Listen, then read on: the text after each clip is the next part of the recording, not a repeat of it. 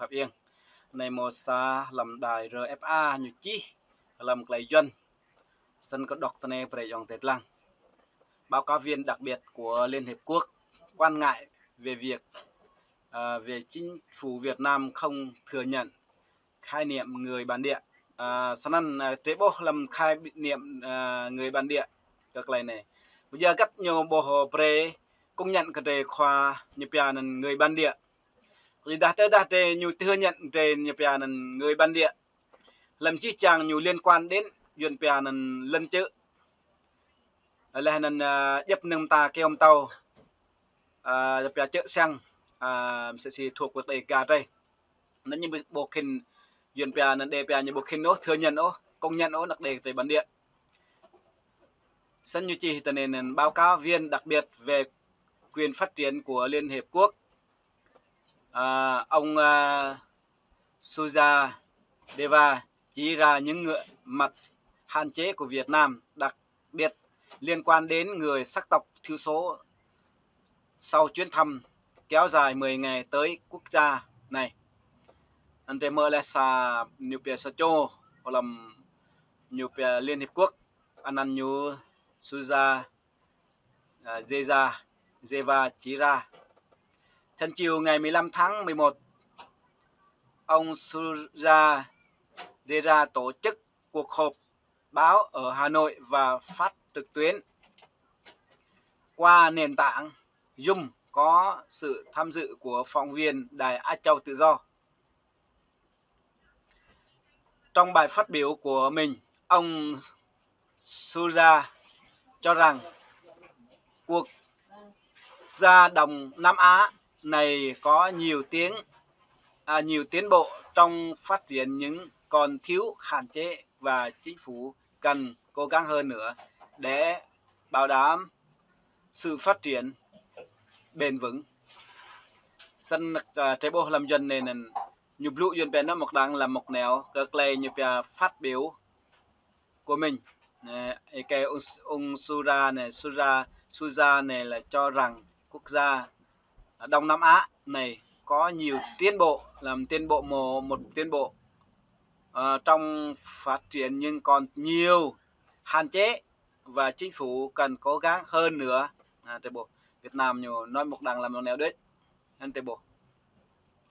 nè cụ này nhập viện người thiếu số và vấn đề người bản địa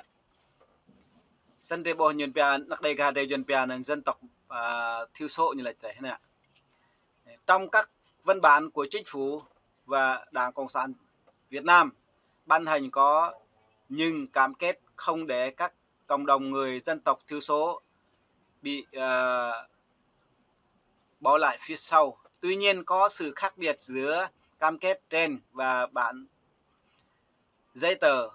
và hành động thực tế. Sân tôi bỏ nhiều chi nên tôi nghĩ rằng cần phải làm nhiều hơn để bảo đảm rằng người dân tộc thiểu số không đối mặt với những bất lợi. Để bố bất lợi nó đầy cả thế, luôn nộp lại bất lợi.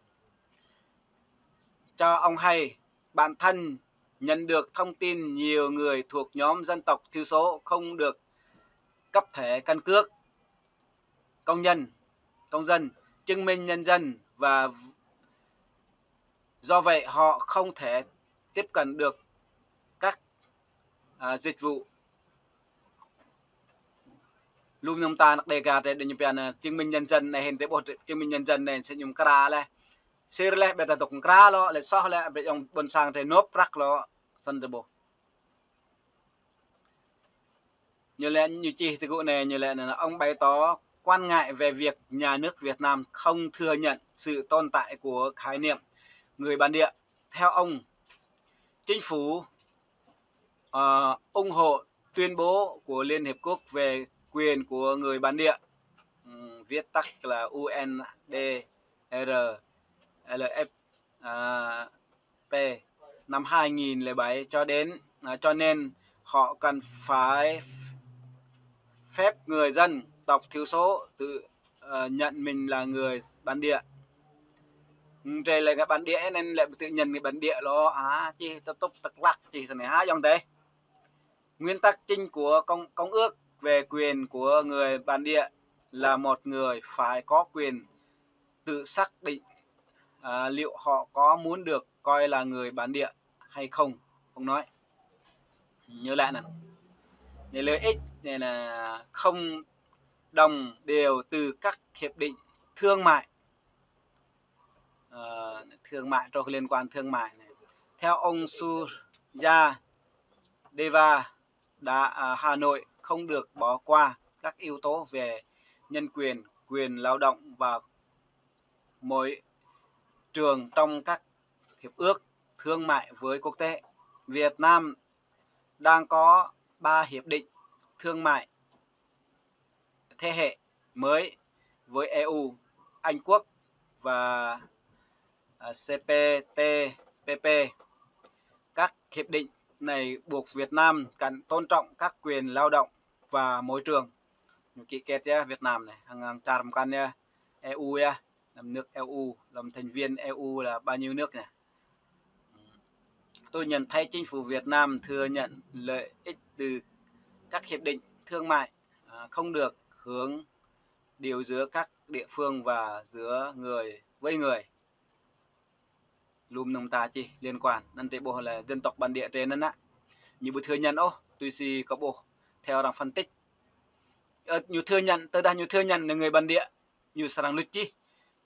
sẽ chỉ 5 tỉnh Tây Nguyên liên quan đến như biển đất đai, tài nguyên môi trường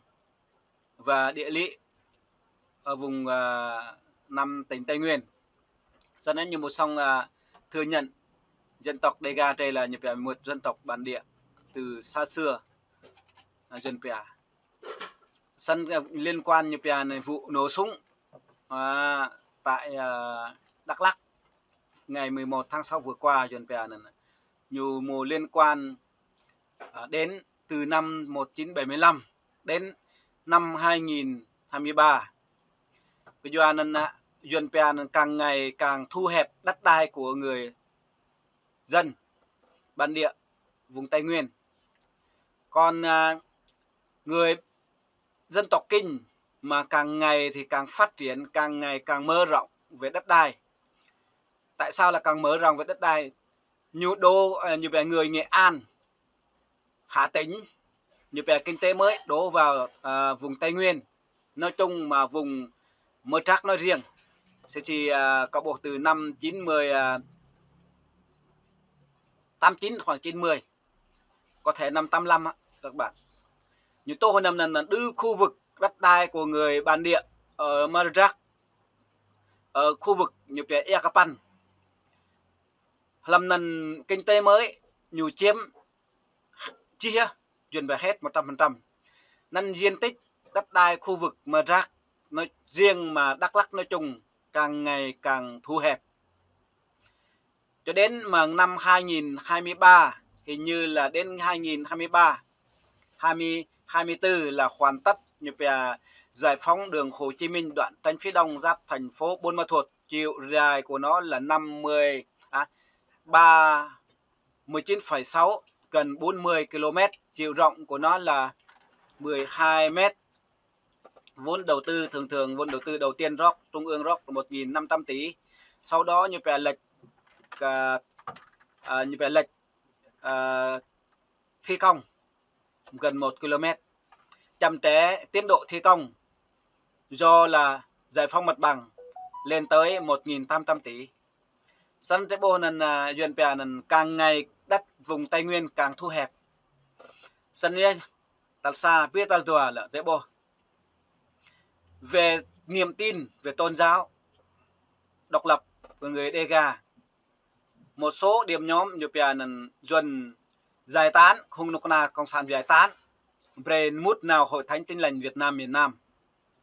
là như bè nên quan chế theo dõi như bè nên soi mói bắt cứ rõ gấp như nào nên gật lặng nha. Cho nên nắc Dega như bè nên càng ngày như bè càng thu hẹp đất đai, càng ngày càng như bè nên liên quan với sự niềm tin của họ, như bè vi phạm sự niềm tin của họ, bởi vì mỗi công dân có quyền tự do tin ngưỡng theo hoặc không theo một tôn giáo nào, bỏ đạo và đối đạo, nhưng độc nào một điều buộc nắc đầy gà nên đạo hội thánh tin lành Việt Nam miền Nam lẽ này như lại chứ ngã như đào tạo 21.111 vị mục sư đi truyền giáo, như là bắt buộc người dân phải tin đạo, nhưng mà không được, như vậy là sai rồi các bạn, bắt buộc là sai rồi. Cái này là mỗi công dân có quyền tự do tín ngưỡng theo hoặc không theo một tôn giáo nào, vậy là những bắt buộc. Lẽ bắt buộc là như thế lại thì cũng như gì, không được thờ phượng Chúa trên hết mà thờ phượng Đảng trên hết, như vậy thì càng sai. Như lợi dụng chức vụ của quyền hạn, lợi dụng pháp luật, lợi dụng như bây giờ nước Cộng hòa xã hội chủ nghĩa Việt Nam đàn áp bồn sang đây tạo tua biết tắt lâu nần như bây liên quan đến đường ống hay là công trình hồ để buồn em ta đổ rác thải sa thải như cái thải nên buồn sang bôi ha, như dần đến sự ô nhiễm, như bây gây thiệt hại hoa màu rồi gây bệnh cho người dân ở gần đó. Dần biển sân buôn sang từ chối không cho, như bây giờ nhà nước đổ rác thải tại hồ buôn em ta. Sau đó chừng con nục nà tầm như dùng cưỡng chế, có nghĩa là sẵn sàng dùng bạo lực, dùng chó bịch dê này, dùng quân đội này, dùng công an cơ động này, dùng các ban ngành này, rồi dùng như bây giờ cây gậy này, rồi xịt cây này, sẵn sàng đánh đập người dân. Một số người dân như bây bị thương ra bệnh viện, một số lớp như bây giờ mắc cự nên nhá dồn bè tức nước vỡ bờ. Cái chuyện mà dồn bè xả súng cái vụ 11 tháng 6 vừa rồi tại hai xã, trong đó có 89 người thiệt mạng, người thượng thì có 2 người, còn trong đó có 8 người hoặc là 7 người là người công chức, tức là người Cộng sản Việt Nam, công an. Chuyện như bây súng đạn dồn bè không có mắt, hai bên giao tranh hay là súng đạn nó không có mắt. Chuyện như bây giờ cơ clay như bây giờ cơ clay như bây giờ liên quan như bây giờ như bây giờ người dân thường là chuyện bình thường, đó là chuyện đương nhiên. Mà ngoài đó là ngoài không, giờ là không yêu, không có ngoài ý muốn này pơ dòng tây bồn sang đây lại là pơm nát bồn sang clay này clay black làm nát bồn sang này như bây giờ chuyện đương nhiên rồi xảy ra, giống như cái vụ Ukraine chiến tranh giao tranh, người thượng như bây giờ người dân thường như bây thiệt mạng có thể nhiều hơn người lính của mình, đúng không ạ? Tại Israel, giữa Israel và Palestine, Hamas nhiều giao tranh này, người thượng, người bình thường này, người thường cũng như bây giờ thương vong, đó là chuyện không thể tránh khỏi. Nhưng cái vụ như bây giờ là xả súng tại em ta hay em ta thì buồn thì mọi bây giờ xả tiêu hay cái tôi cái đó chúng tôi không ủng hộ, nhưng mà chúng tôi